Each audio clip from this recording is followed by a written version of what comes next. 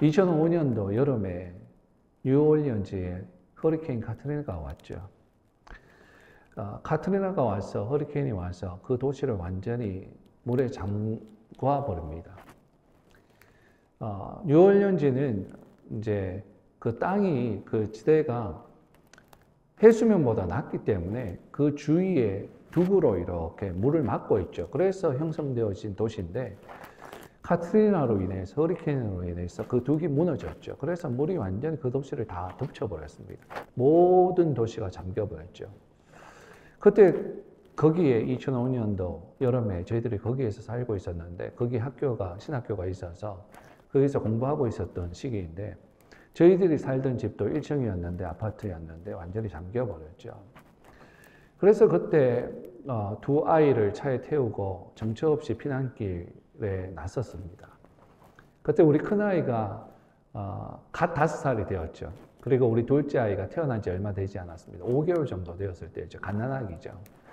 그래서 그 아이들을 뒤에 태우고 정처 없이 긴 행렬에 있는 그 차량 가운데 그 차량 가운데 하나가 되어서 북쪽으로 계속해서 피난 가고 있는데 그래서 첫날 밤에는 기억나는 것이 한인교회에 들어가서 그 한인교회에서 주는 클래스룸 그게 침대도 없죠. 그냥 바닥에 뭐 간단한 거 깔고 거기에 우리 아이들 눕히고 저희 부모 누워서 하룻밤을 지냈던 기억이 있습니다. 그리고 그 다음날 이제 휴스턴으로 이렇게 넘어갔죠.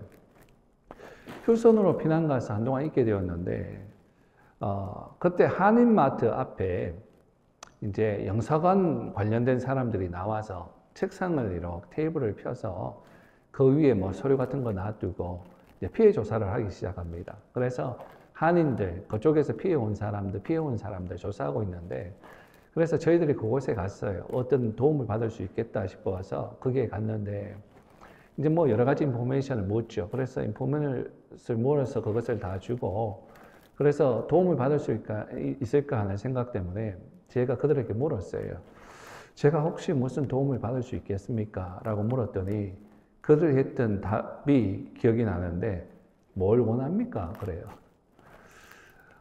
뭘 원합니까? 라고 물어야 합니까? 뭘 원하는지 뭐 꼭 물어야 합니까?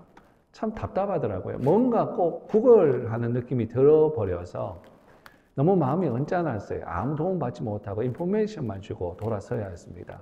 씁쓸하더라고요.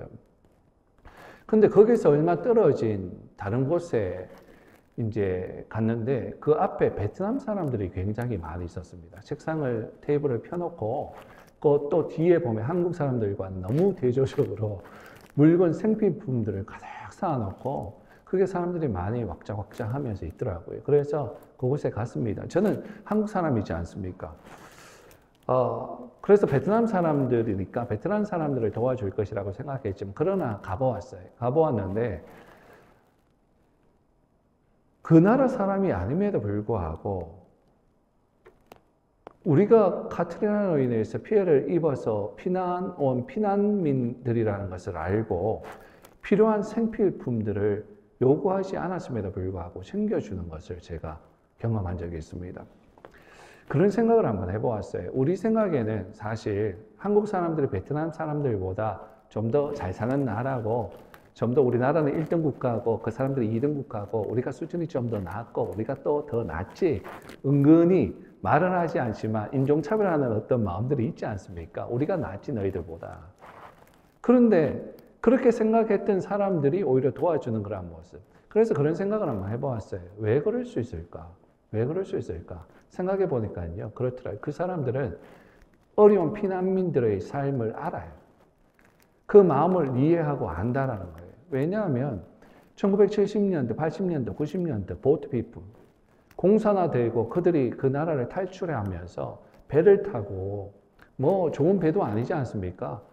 정말 언제든지 침몰할 수 있는 정말 허름한 배를 사람들이 가득 타고 자기들을 받아주는 나라들로 뿔뿔이 흩어지면서 받아주기를 바라면서 가지 않습니까? 그런데 거절당하죠. 갔다가 우리나라도 뭐 한국도 뭐 거절하지 않습니까? 안 받아주지 않습니까? 왔다가 돌아가고 그러다 보면 좋은 배도 아니기 때문에 풍랑을 만나면 수장돼요. 많은 사람들이 죽었고 또 그 안에서 수장은 안 되어서도 굶어 죽은 사람들이 있어요. 식수가 떨어지고 음식이 없어서 굶어 죽었어요. 그러다가 이러저리 이제 굶어서 죽어 있다가 배가 이렇게 다니다가 또 침몰하는 거죠.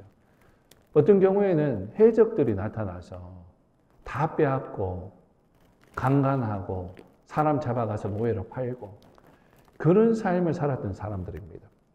그렇게 살아남았던 사람들, 호주로 가고 동남아로 가고 미국으로 오고 그래서 미국에 도착해서 어찌어찌 받아줘서 거기서 정착하고 살았던 사람들이에요, 그 사람들이.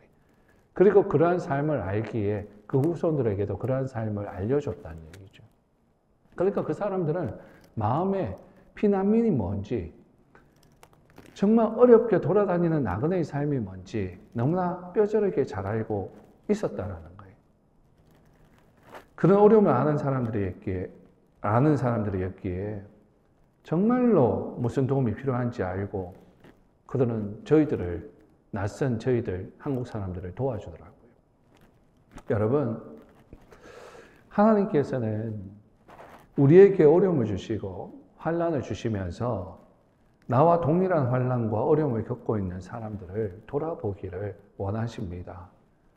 그런데 문제는 그럴 수 있는 여유로운 넉넉함이 우리의 자세에 깃들어져야 한다는 거예요. 요셉의 그 넉넉함이 우리에게 있기를 예수님의 이름으로 축원합니다.